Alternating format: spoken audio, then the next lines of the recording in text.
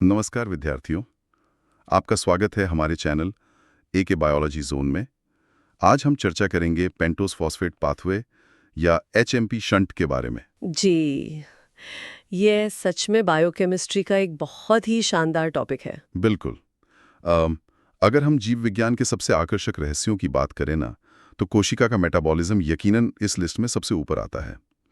हम अक्सर ये मानकर चलते हैं कि कोशिका के अंदर जो भी ग्लूकोज जा रहा है उसका बस एक ही काम है, जलकर ऊर्जा बनाना, यानी एटीपी पैदा करना। हाँ। लेकिन आज की इस गहन चर्चा का मुख्य मिशन ये समझना है कि कोशिकाएं ग्लूकोज का उपयोग केवल ऊर्जा के लिए ही नहीं, बल्कि खुद को बचाने और नई संरचनाओं के निर्माण के लिए कैसे करती हैं। इसे हम कोशिका का ऊर्जा और सुरक्षा चक्र कह सकते हैं। चलिए इस विषय को विस्तार से समझते हैं। यहाँ दिलचस्प बात यह है कि जब हम मेटाबॉलिज्म पढ़ना शुरू करते हैं तो ग्लाइकोलाइसिस और क्रेब्स साइकिल पर इतना ज्यादा फोकस कर देते हैं कि बाकी रास्ते छिप जाते हैं। सही कहा, वो एक तरह से दब जाते हैं। बिल्कुल, हमें लगता है कि ग्लूकोज का टूटना बस एक सीधी सड़क है जिसका अंत सिर्फ और सिर्फ एटीपी के निर्माण में होता है।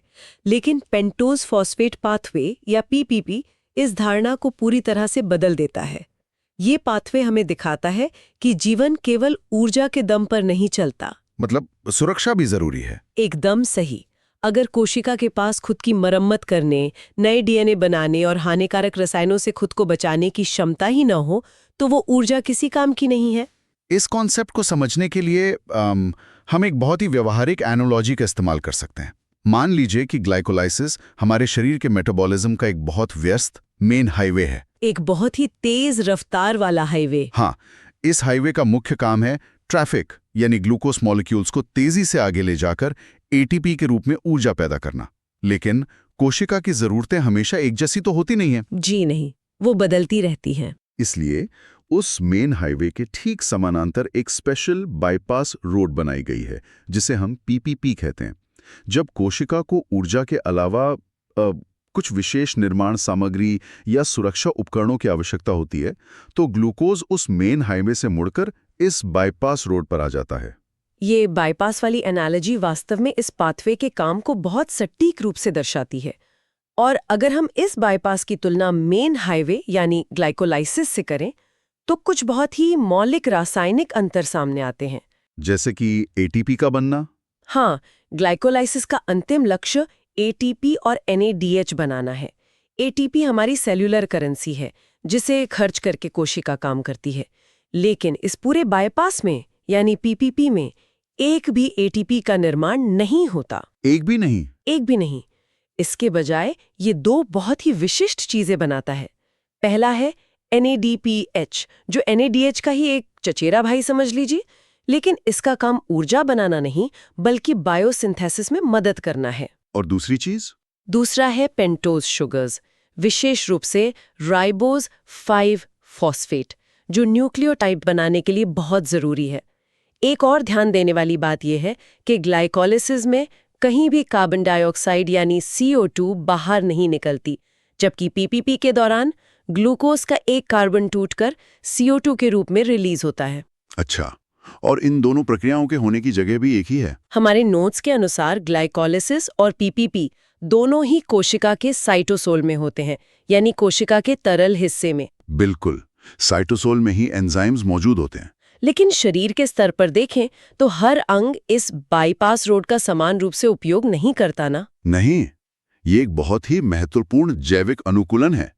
पीपीपी उन ऊतकों में अत्यधिक सक्रिय होता है जहां भारी मात्रा में निर्माण कार्य चल रहा हो, विशेषकर लिपिड या फैटी एसिड का निर्माण। जैसे कि हमारा लिवर। हाँ, लिवर जहाँ कोलेस्ट्रॉल बनता है, एडिपोज टिश्यू जहाँ अतिरिक्त ऊर्जा को वसा के रूप में जमा किया जाता है, एड्रीनल कॉर्टेक्स जहाँ स्टेरॉयड हार्मोन बनते हैं, और स्तनपान कराने वाली माताओं की मैमरी ग्लैंड्स जहाँ दूध के लिए फैट का निर्माण होता है। इन सभी जगहों पर NADPH की भारी मांग होती है। और लाल रक्त कोशिकाएं भी। बिल्कुल, लाल रक्त कोशिकाओं यानी RBCs में ये पाथवे सुरक्षा के नजरिए से सबसे महत्वपूर्ण है, जिस पर हम आगे विस्तार से चर्चा करेंगे। उन लाल रक्त कोशिकाओं की कहानी तो वास्तव में बहुत अद्भुत है। लेकिन उससे पहले इस बाईपास रोड के काम करने के तरीके को थोड़ा और गहराई से समझते हैं। इस पूरे पाथवे को 2 स्पष्ट चरणों में बांटा गया है। ऑक्सीडेटिव और नॉन ऑक्सीडेटिव चरण। जी, नोट्स बताते हैं कि पहला चरण यानी ऑक्सीडेटिव फेज एक इरिवर्सिबल प्रक्रिया है, अपरिवर्तनीय। इसका मतलब है कि ये एक वन वे स्ट्रीट या झरने की तरह है। एक बार ग्लूकोज इस रास्ते पर आगे बढ़ गया तो वापस पलटकर पुरानी अवस्था में नहीं जा सकता। और उस वन वे स्ट्रीट की शुरुआत एक बहुत ही महत्वपूर्ण टोल बूथ से होती है। इस चरण का पहला कदम ग्लूकोज 6 फॉस्फेट यानी G6P का 6-फॉस्फोग्लूकोनोडेल्टा लैक्टोन में बदलना है। और यहीं पर वो सबसे जरूरी एंजाइम आता है। बिल्कुल, G6PD यानी ग्लूकोज 6 फॉस्फेट डिहाइड्रोजनेज। ये पूरे पाथवे का रेट लिमिटिंग स्टेप है। आसान भाषा में कहें तो ये एंजाइम तय करता है कि कितनी गाड़ियां बाईपास पर जाएंगी और कितनी मेन हाईवे पर रहेंगी। अगर ये टूल बूथ बंद है तो पाथवे काम नहीं करेगा। और जब ये एंजाइम G6P को बदलता है तो इसी प्रक्रिया में हमें हमारा पहला NADPH मॉलिक्यूल मिल जाता है। सही कहा। इसके बाद दूसरे स्टेप में लैक्टोनेज एंजाइम आता है। ये एक हाइड्रोलिसिस रिएक्शन करता है, मतलब पानी के मॉलिक्यूल का इस्तेमाल करके उस लैक्टोन रिंग को खोल देता है, जिससे 6-फॉस्फोग्लूकोनेट बनता है। इस प्रक्रिया का तीसरा और अंतिम स्टेप सबसे दिलचस्प है। यहाँ 6-फॉस्फोग्लूकोनेट डिहाइड्रोजनेज एंजाइम एक ऑक्सीडेटिव डीकार्बोक्सिलेशन रिएक्शन को अंजाम देता है। डीकार्बोक्सिलेशन यानी कार्बन का बाहर निकलना। हाँ, इस भारी भरकम शब्द का सीधा सा मतलब ये है कि 6 कार्बन वाले मॉलिक्यूल में से एक कार्बन को काटकर CO2 के रूप में शरीर से बाहर कर दिया जाता है। इस कटाई के दौरान हमें हमारा दूसरा NADPH मॉलिक्यूल मिलता है और अंत में जो बचता है वो है 5 कार्बन वाली शुगर, राइबोलोज 5 फॉस्फेट। तो इन सब का क्या मतलब है? अगर हम इस पहले चरण का हिसाब किताब लगाएं तो एक ग्लूकोज मॉलिक्यूल ने हमें 2 NADPH दिए, एक CO2 बाहर निकाला और 5 कार्बन वाली एक शुगर दी। बिल्कुल सटीक हिसाब है। लेकिन यहाँ एक लॉजिकल समस्या पैदा होती है। कोशिका को हमेशा इन दोनों चीजों NADPH और राइबोज शुगर की बराबर मात्रा में जरूरत नहीं होती। मान लीजिए कोशिका को किसी रसायन से बचने के लिए बहुत सारे NADPH की जरूरत है, तो वो इस पाथवे को तेजी से चलाएगी। हाँ, वो ऑक्सीडेटिव फेज को फुल स्पीड पर चलाएगी। लेकिन अगर उसे उस वक्त नया DNA नहीं बनाना है तो वो इन अतिरिक्त 5 कार्बन वाली शुगर्स का क्या करेगी? वो इन्हें ऐसे ही जमा होने नहीं दे सकती। यहीं पर पाथवे का दूसरा हिस्सा यानी नॉन ऑक्सीडेटिव चरण चित्र में आता है। कोशिका रसायनों की बर्बादी नहीं कर सकती, इसलिए प्रकृति ने एक बहुत ही शानदार रिसाइक्लिंग प्रणाली विकसित की है, जो कि रिवर्सिबल है। जी, ये चरण पहले चरण के बिल्कुल विपरीत पूरी तरह से रिवर्सिबल यानी प्रतिवर्ती है। ये अतिरिक्त बचे हुए पेंटोज फॉस्फेट्स को लेता है और उनके कार्बन को आपस में शफल करके वापस 6 कार्बन और 3 कार्बन वाले मॉलिक्यूल्स ने बदल देता है।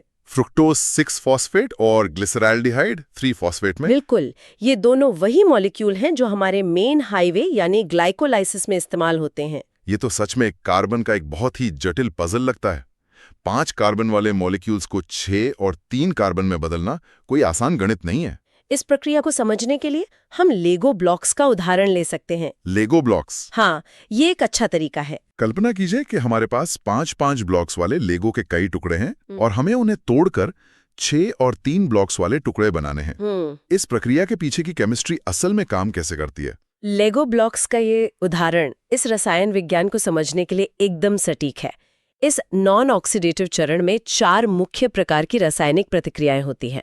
शुरुआत होती है आइसोमेराइजेशन और एपीमेराइजेशन से, जो सिर्फ स्ट्रक्चर बदलते हैं। हाँ, ये दोनों प्रक्रियाएं लेगो ब्लॉक्स की संख्या नहीं बदलती, बस उनके आकार को थोड़ा सा मोड़ देती है ताकि वे अगले स्टेप के लिए फिट हो सके। राइबोलोज 5P का कुछ हिस्सा राइबोज 5P में बदल जाता है, जो न्यूक्लियोटाइड के लिए तैयार है, और कुछ हिस्सा ज़ाइलोलोज 5P में बदल जाता है। आकार बदलने के बाद असली रिसाइकलिंग शुरू होती है। हाँ, जहाँ ट्रांसकीटोलेज एंजाइम की एंट्री होती है। जी, ट्रांसकीटोलेज को आप एक कुशल मैकेनिक समझ सकते हैं। ये 2 कार्बन यूनिट्स को एक मॉलिक्यूल से उठाकर दूसरे पर ट्रांसफर करता है। जैसे 5 और 5 ब्लॉक्स वाले 2 टुकड़ों में से 1 से 2 ब्लॉक निकालकर दूसरे में जोड़ देना, जिससे एक 3 ब्लॉक वाला और एक 7 ब्लॉक वाला टुकड़ा बन जाता है। बिल्कुल। यहाँ एक क्लिनिकल पहलू भी जुड़ा है। इस ट्रांसकीटोलेज एंजाइम को काम करने के लिए थाइमीन पायरोफॉस्फेट यानी TPP की आवश्यकता होती है, जो विटामिन B1 का एक्टिव फॉर्म है। अगर आहार में विटामिन B1 की कमी हो तो ये मैकेनिक काम नहीं कर पाएगा और पूरी रिसाइकलिंग प्रक्रिया रुक जाएगी। और इसके बाद ट्रांस एल्डोलीज एंजाइम आता है जो 3 कार्बन यूनिट्स का ट्रांसफर करता है। ये उस 7 ब्लॉक वाले टुकड़े से 3 ब्लॉक निकालकर 3 ब्लॉक वाले टुकड़े में जोड़ देता है, जिससे एक 6 ब्लॉक यानी फ्रुक्टोज 6P और एक 4 ब्लॉक इरिथ्रोज 4P वाला टुकड़ा बनता है। यह शफलिंग तब तक चलती है जब तक कि सारे 5 कार्बन वाले मॉलिक्यूल्स वापस ग्लाइकोलाइसिस के इंटरमीडिएट्स में नहीं बदल जाते। कोशिका की यह कुशलता अद्भुत है, एक भी कार्बन बर्बाद नहीं होता। इस कुशलता को बनाए रखने के लिए एक बहुत ही सख्त नियंत्रण या रेगुलेशन प्रणाली की आवश्यकता होती है। कोशिका को ये पता होना चाहिए कि उसे बाईपास रोड के टोल बूथ को कब खोलना है और कब बंद करना है। हाँ, कोशिका को कैसे पता चलता है कि इस पाथवे को कब चालू या बंद करना है? जैसा कि हमने पहले देखा, G6PD एंजाइम इस पाथवे का मुख्य कंट्रोल स्विच है। कोशिका के भीतर NADP+ और NADPH का अनुपात इस स्विच के लिए एक थर्मोस्टेट की तरह काम करता है। इसे अगर हम सेंसर की तरह समझें तो जब कोशिका में NADP+ की मात्रा ज्यादा होती है तो यह एक अलार्म की तरह काम करता है। जी, यह बताता है कि कोशिका के पास रिड्यूसिंग पावर खत्म हो रही है और उसे तुरंत नए NADPH की जरूरत है। यह सिग्नल G6PD को एक्टिवेट कर देता है। और इसके ठीक विपरीत, जब कोशिका पाथवे चलाकर पर्याप्त NADPH बना लेती है तो वो अतिरिक्त NADPH खुद जाकर G6PD एंजाइम से जुड़ जाता है और उसे काम करने से रोक देता है। इसे ही फीडबैक इनहिबिशन कहते हैं ना? बिल्कुल, ये बिल्कुल वैसा ही है जैसे कमरे का तापमान बढ़ने पर हीटर अपने आप बंद हो जाए। इसके अलावा हार्मोनल स्तर पर इंसुलिन भी इस एंजाइम को नियंत्रित करता है। इंसुलिन का इसमें क्या रोल है? भारी भोजन के बाद जब इंसुलिन रिलीज होता है तो वो लिवर कोशिकाओं को संकेत देता है कि अतिरिक्त ग्लूकोज आ गया है, इसका इस्तेमाल फैट बनाने में करो।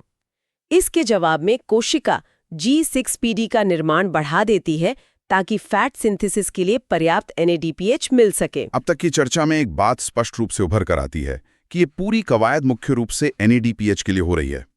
ऐसा लगता है कि NADPH इस पूरी प्रक्रिया का हीरो है। इसमें कोई शक नहीं है। ATP के मुकाबले इसकी चर्चा कम होती है, लेकिन शरीर में इसके कार्य जीवन रक्षक हैं। अगर हम इसके जैविक महत्व को छांटें तो इसके 4 मुख्य काम सामने आते हैं। पहला है रिडक्टिव बायोसिंथेसिस, विशेष रूप से फैटी एसिड का निर्माण। जब कोशिका वसा की लंबी जंजीरें बनाती है तो उसे कार्बन को जोड़ने के लिए जिस रासायनिक गोंद की जरूरत होती है वह इलेक्ट्रॉन्स के रूप में NADPH ही प्रदान करता है। सही। फैटी एसिड के अलावा कोलेस्ट्रॉल और हमारे शरीर के सभी महत्वपूर्ण स्टेरॉयड हार्मोन्स का निर्माण भी इसी पर निर्भर है। इसका तीसरा बड़ा काम डिटॉक्सिफिकेशन से जुड़ा है, जो लिवर में होता है। हाँ, हमारे लिवर में एक एंजाइम सिस्टम होता है जिसे साइटोक्रोम P450 कहते हैं। इसका काम शरीर में आने वाली हानिकारक दवाइयों, रसायनों और टॉक्सिन्स को घुलनशील बनाकर शरीर से बाहर निकालना है। इस सिस्टम को सुचारू रूप से काम करने के लिए लगातार इलेक्ट्रॉन्स की सप्लाई चाहिए, जो सीधे NADPH से आती है। लेकिन जो चौथा काम है वह यकीनन सबसे ज्यादा महत्वपूर्ण है, रिड्यूस ग्लूटाथायोन को मेंटेन करना। ग्लूटाथायोन हमारी कोशिकाओं का एक आंतरिक बॉडीगार्ड है। बिल्कुल सटीक शब्द इस्तेमाल किया आपने, बॉडीगार्ड। कोशिका में लगातार होने वाले मेटाबॉलिज्म से कुछ हानिकारक बाय प्रोडक्ट्स निकलते हैं जिन्हें रिएक्टिव ऑक्सीजन स्पीशीज या फ्री रेडिकल्स कहते हैं। ये फ्री रेडिकल्स कोशिका के DNA और प्रोटीन को नष्ट कर सकते हैं। और ग्लूटाथायोन एक ढाल की तरह खुद उन फ्री रेडिकल्स के वार को झेलता है और उन्हें पानी में बदलकर निष्क्रिय कर देता है। लेकिन एक बार वार झेलने के बाद ये बॉडीगार्ड खुद ऑक्सीडाइज हो जाता है और काम करने लायक नहीं रहता। जी, उसे वापस एक्टिव या रिड्यूस्ड फॉर्म में लाने का काम NADPH करता है। अगर NADPH ना हो तो ये सुरक्षा चक्र पूरी तरह टूट जाएगा। यहाँ कहानी सच में बहुत दिलचस्प हो जाती है, विशेषकर जब हम लाल रक्त कोशिकाओं यानी RBC के बारे में सोचते हैं। RBC का जीवन किसी सन्यासी या मिनिमलिस्ट लाइफस्टाइल जीने वाले व्यक्ति की तरह है। ये तुलना बहुत दिलचस्प है। विकास के क्रम में खून में ज्यादा से ज्यादा ऑक्सीजन ढोने के लिए इन कोशिकाओं ने अपने अंदर से न्यूक्लियस, माइटोकॉन्ड्रिया और बाकी सभी अंगों को बाहर निकाल फेंका। और इसी मिनिमलिस्ट लाइफस्टाइल की वजह से उनकी सबसे बड़ी कमजोरी पैदा होती है। माइटोकॉन्ड्रिया न होने के कारण वे क्रेब्स साइकिल नहीं चला सकते। मतलब उनके पास ऊर्जा का कोई दूसरा साधन नहीं है। इसका सीधा अर्थ ये है कि लाल रक्त कोशिकाएं अपनी ऊर्जा और रिड्यूसिंग पावर के लिए पूरी तरह से इस बाईपास रोड यानी पेंटोस फॉस्फेट पाथवे पर निर्भर है। वे लगातार ऑक्सीजन के संपर्क में रहती हैं, जिसका मतलब है कि उन पर ऑक्सीडेटिव स्ट्रेस का हमला सबसे तीव्र होता है। और अगर ये स्ट्रेस बढ़ जाए तो हीमोग्लोबिन नष्ट होने लगेगा। बिल्कुल। और इसी बिंदु पर हमें G6PD की कमी के बारे में समझना होगा। दुनिया भर में ये सबसे आम एंजाइम की कमी है। ये एक जेनेटिक डिसऑर्डर है ना? हाँ, जहाँ व्यक्ति की लाल रक्त कोशिकाओं में ये एंजाइम जल्दी खराब हो जाता है। सामान्य स्थिति में तो मरीज को पता भी नहीं चलता कि उसे ये जेनेटिक म्यूटेशन है। ये खामोश बीमारी है। ये बीमारी तब तक खामोश रहती है जब तक कि शरीर पर कोई अचानक ऑक्सीडेटिव स्ट्रेस ना आ जाए। जब कोई ट्रिगर आता है तो क्योंकि G6PD काम नहीं कर रहा, RBC नया NADPH नहीं बना पाती, ग्लूटाथायोन की ढाल टूट जाती है, फ्री रेडिकल्स हीमोग्लोबिन पर हमला करते हैं और लाल रक्त कोशिकाएं एक साथ फटने लगती हैं। और इस भयंकर स्थिति को ही हीमोलिटिक एनीमिया कहा जाता है। जी। इस खामोश बीमारी को ट्रिगर करने वाले मुख्य रूप से 3 कारण देखे गए हैं। पहला है कुछ विशेष प्रकार की दवाइयां। उदाहरण के लिए मलेरिया के इलाज में दी जाने वाली दवा प्राइमाक्विन शरीर में ऑक्सीडेटिव स्ट्रेस पैदा करती है। और दूसरा ट्रिगर कोई गंभीर बैक्टीरियल या वायरल इन्फेक्शन हो सकता है। और तीसरा कारण तो इतिहास के पन्नों से जुड़ा है, फावा बीन्स या चौलाई की फली का सेवन। फावा बीन्स का मामला सच में बहुत रोचक है। इनमें कुछ ऐसे प्राकृतिक यौगिक होते हैं जो भयंकर ऑक्सीडेटिव बर्स्ट पैदा करते हैं। एक स्वस्थ व्यक्ति का पाथवे तुरंत NADPH बनाकर इसे संभाल लेता है, लेकिन G6PD की कमी वाले व्यक्ति की कोशिकाएं इसे बर्दाश्त नहीं कर पाती। इतिहास में इस स्थिति को फेविज्म नाम दिया गया था। जी। प्राचीन दार्शनिक पाइथागोरस के बारे में भी कहा जाता है कि उन्होंने अपने अनुयायियों को फावा बीन्स खाने से सख्त मना किया था। शायद उन्होंने इस घातक एलर्जिक रिएक्शन को देखा होगा। ये तो बहुत ही अमेजिंग फैक्ट है। और विकासवादी दृष्टिकोण से भी यह दिलचस्प है कि जिन क्षेत्रों में मलेरिया ज्यादा होता है वहीं यह म्यूटेशन ज्यादा पाया जाता है, क्योंकि टूटी हुई लाल रक्त कोशिकाओं में मलेरिया का परजीवी आसानी से पनप नहीं पाता। यह इस बात का अद्भुत उदाहरण है कि कैसे एक कोशिका की कमजोरी किसी बड़ी बीमारी से बचाव का कारण बन सकती है। अगर हम इसे बड़े परिप्रेक्ष्य में देखें तो ये स्पष्ट होता है कि कोशिकाएं अंधी होकर या एक ही ढर्रे पर काम नहीं करती। वे अपनी आवश्यकता और पर्यावरण के अनुसार इस पूरे पाथवे को अलग-अलग तरीकों से चलाती हैं। हमारे नोट्स में इसे 4 अलग-अलग मेटाबॉलिक मोड्स के रूप में समझाया गया है। इन 4 मोड्स को समझना वास्तव में पूरी प्रक्रिया का निचोड़ है। पहले मोड की कल्पना कीजिए जब किसी व्यक्ति ने भारी भोजन किया है और उसकी कोशिकाएं अतिरिक्त ऊर्जा को वसा के रूप में स्टोर कर रही हैं, जहां केवल NADPH चाहिए होता है। बिल्कुल। इस स्थिति में कोशिका को बहुत सारा NADPH चाहिए होता है, लेकिन राइबोज शुगर की खास जरूरत नहीं होती। तब कोशिका ऑक्सीडेटिव चरण से NADPH बनाती है और बचे हुए 5 कार्बन मॉलिक्यूल्स को नॉन ऑक्सीडेटिव चरण के जरिए रिसाइकल करके वापस ग्लाइकोलाइसिस में भेज देती है। दूसरा मोड बिल्कुल इसके विपरीत स्थिति को दर्शाता है। मान लीजिए शरीर में कोई घाव भर रहा है या कोई कोशिका तेजी से विभाजित हो रही है। नया DNA बनाने के लिए भारी मात्रा में राइबोस 5 फॉस्फेट की आवश्यकता होती है, लेकिन NADPH की उतनी जरूरत नहीं होती है। इस मोड में कोशिका बहुत ही चतुराई से काम करती है। वो ऑक्सीडेटिव चरण के टोल बूथ को पूरी तरह बंद कर देती है और ग्लाइकोलाइसिस के मॉलिक्यूल्स को लेकर नॉन ऑक्सीडेटिव चरण को रिवर्स गियर में चलाती है, ताकि बिना NADPH बनाए सीधे राइबोस शुगर बनाई जा सके। तीसरे मोड में संतुलन की स्थिति होती है, जब कोशिका को NADPH और राइबोस दोनों के लगभग बराबर मात्रा में आवश्यकता होती है। तब क्या होता है? तब पाथवे केवल ऑक्सीडेटिव चरण तक चलता है, दोनों उत्पाद बन जाते हैं और किसी भी प्रकार की रिसाइकलिंग या रिवर्स गियर की आवश्यकता नहीं पड़ती। और चौथा मोड एक आपातकालीन स्थिति है, जब कोशिका को ऊर्जा यानी ATP की सख्त आवश्यकता है।